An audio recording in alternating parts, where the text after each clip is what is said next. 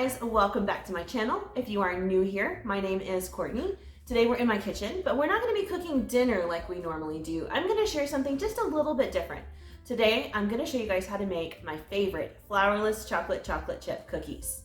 Let me give you a little backstory. So 8 years ago, I just had my son Camden. We lived an hour away from the hospital, we lived an hour away from the doctor's office, and we lived an hour away from Starbucks. So we left the hospital, came home, and the next morning had to drive all the way back over for his first pediatrician's appointment.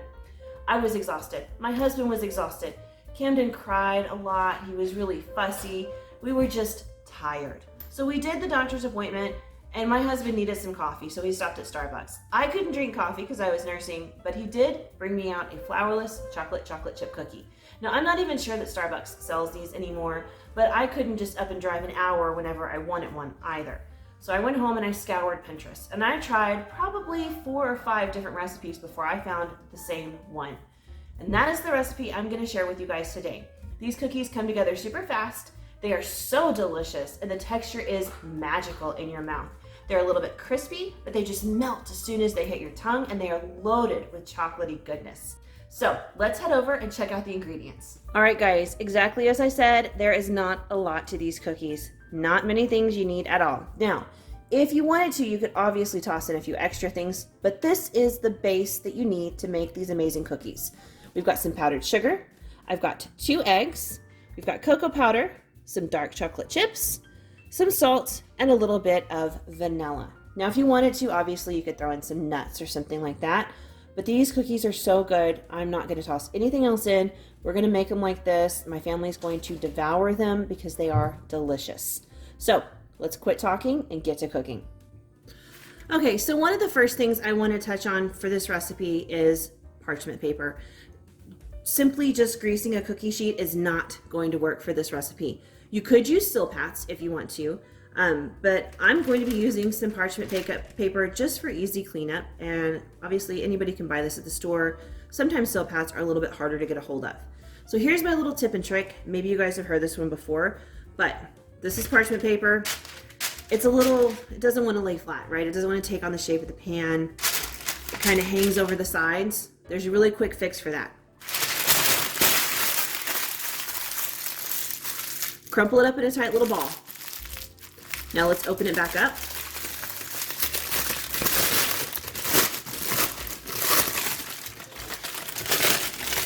All right, now this paper is a lot more prepared to kind of mold to the shape that we want.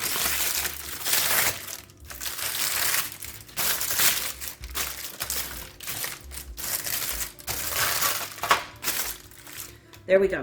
So our cookie sheet is now lined with parchment paper. Now I have actually lined 2 cookie sheets for this. There's my second one.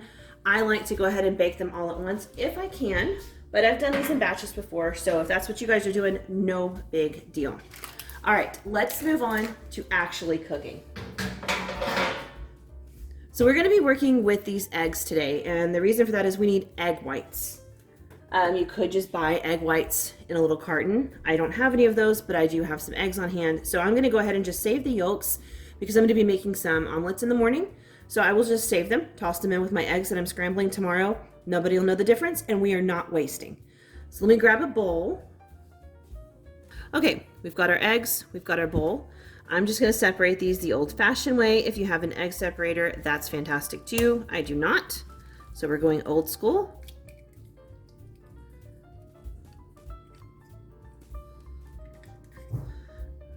And I guess the most important thing here is just to be careful and not break the yolk. Once you break the yolk, it's going to get mixed in everywhere. All right, 1 egg down, 1 to go.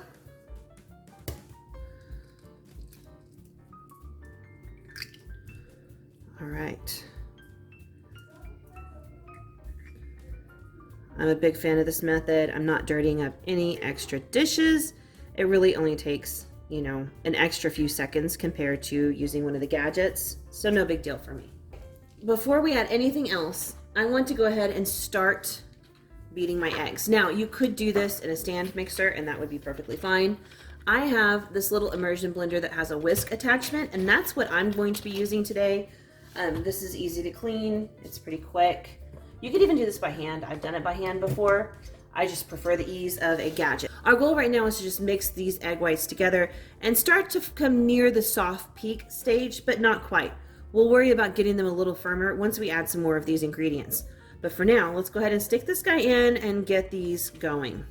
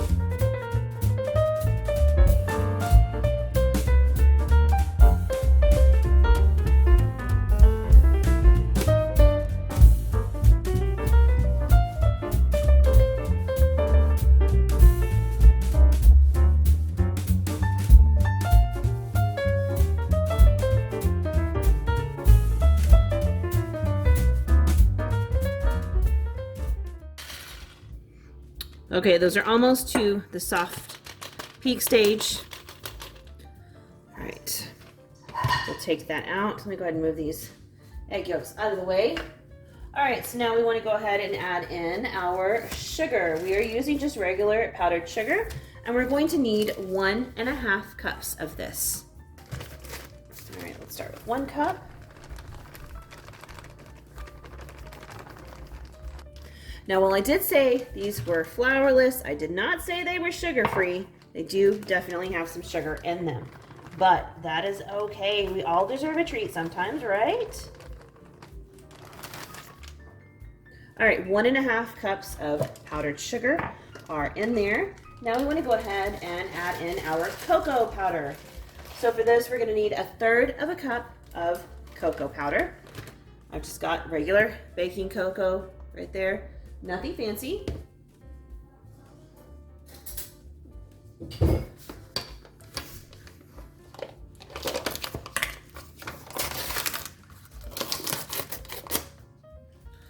All right, 1/3 cup. Let's see how we do.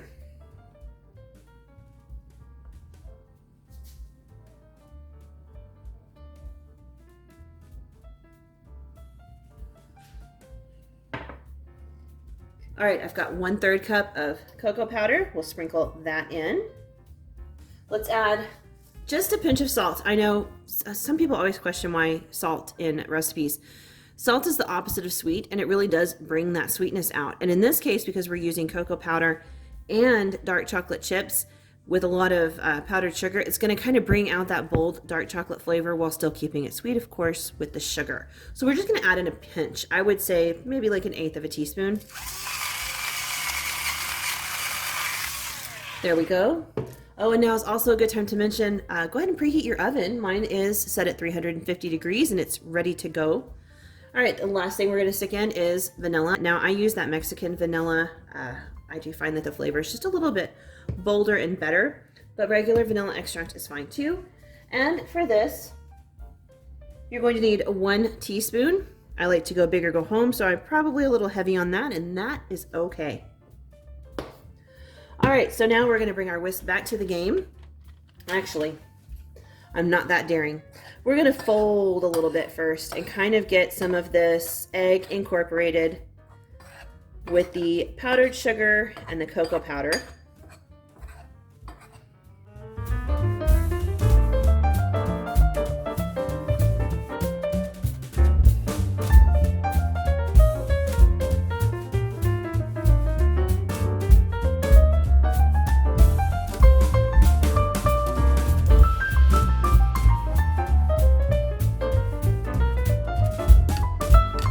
All right, so now we're gonna bring our whisk back to the party. I'm gonna try to get as much of this off of there as I can. Don't wanna waste. All right, here we go. We're just gonna whisk this until everything is nice and combined and smooth, and it might get a little more fluffy.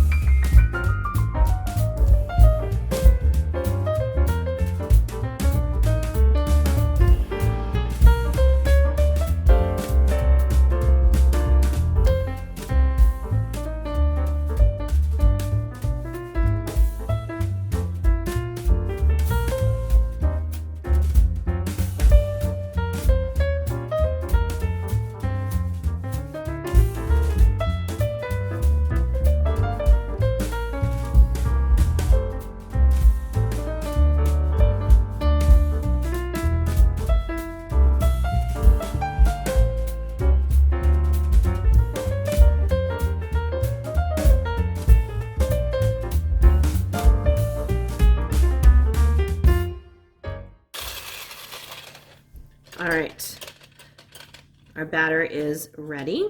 Bring our spoon back to the game. I'm going to try to get some of this up off the edges and down in the bowl. And look at that. See, this is definitely a different consistency when it comes to cookies. I understand that. All right, the last thing we're going to do is toss in our chocolate chips. I am using dark chocolate chips, and I highly recommend dark chocolate chips. That said, you could always use any kind of chocolate chip that you like. And you can also toss in nuts if you so choose. I will not be doing that. That is not my favorite thing. But I will definitely toss in some of these guys. So the recipe calls for a half a cup to 1 cup, depending on your taste. Now, I like chocolate as much as the next guy, but I think we're going to be pretty good around the half cup mark, don't you? There we go. That looks pretty good. Okay, we're just going to stir these guys in.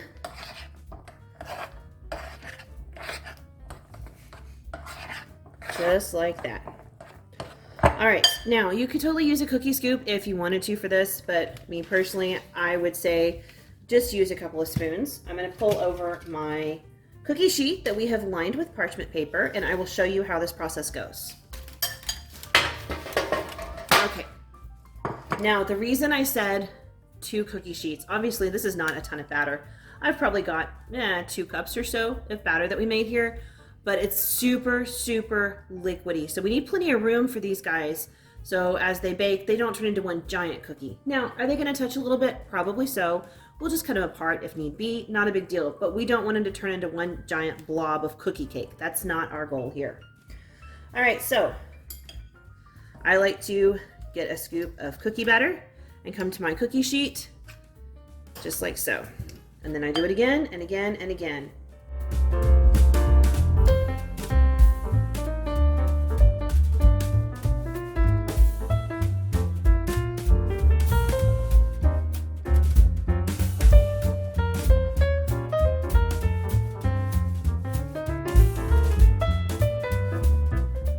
As you can see, I'm not putting a whole ton of batter down all at once. You just don't need to.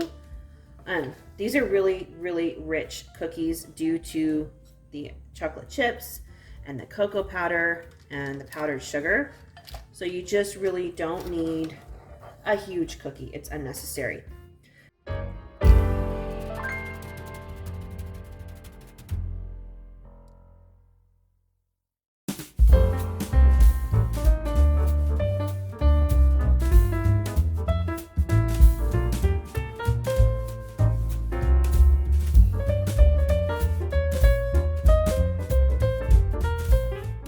All right, so there we go. Our first cookie sheet is done, and yes, there are only 8 cookies on there, and that's okay. So I'm gonna take this and I'm gonna pop it in my 350-degree oven, and it's gonna bake for 9 to 10 minutes. I'm gonna watch them really closely. It doesn't take a long time at all. All right, I have cookie sheet number 2 all ready to go.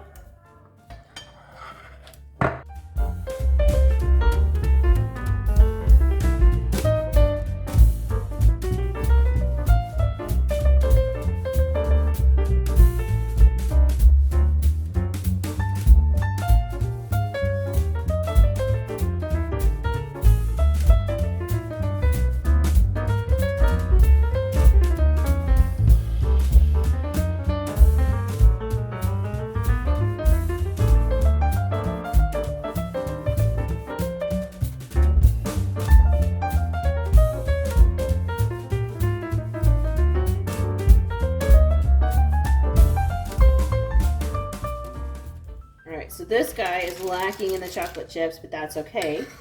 We're gonna go ahead and put our batter down. I'll finish scraping the bowl.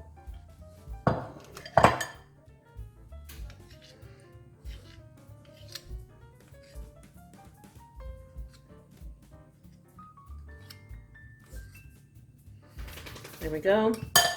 And we'll just toss a couple of chocolate chips on top. No big deal.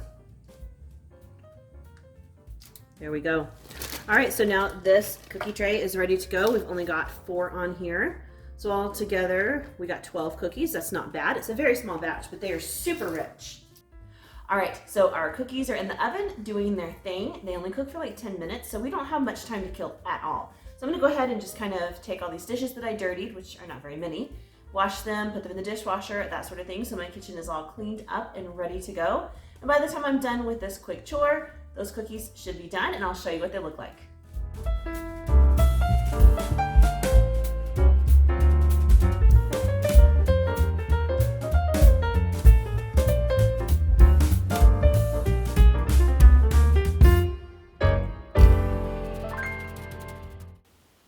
So as you can see, these are the completed cookies. Don't they look absolutely delicious?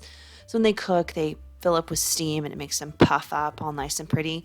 And as soon as you take them out, that steam starts to release and it gives you that really cool cracked look on top. But don't worry, these cookies are divine. So here's the trick to these things. You've got to leave them alone and let them chill and just rest for a good 30 minutes and come down to room temperature. When they're warm, you just cannot move them. They will completely fall apart.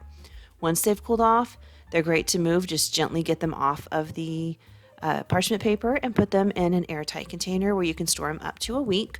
Although I have never had these cookies last more than just a couple of days at my household. They go super fast because everyone loves to eat them. Take a look at that. Don't they look delicious? Oh, my favorite cookies, guys. My absolute favorite. All right, guys, so that's it. This is a quick video because this is a super quick recipe. These cookies are easy, they don't take any time at all, and best of all, they are delicious. They're like no other cookie you've had before. You are going to love these, especially if you are a chocolate lover like I am. And let me tell you, I cannot get enough chocolate in my life.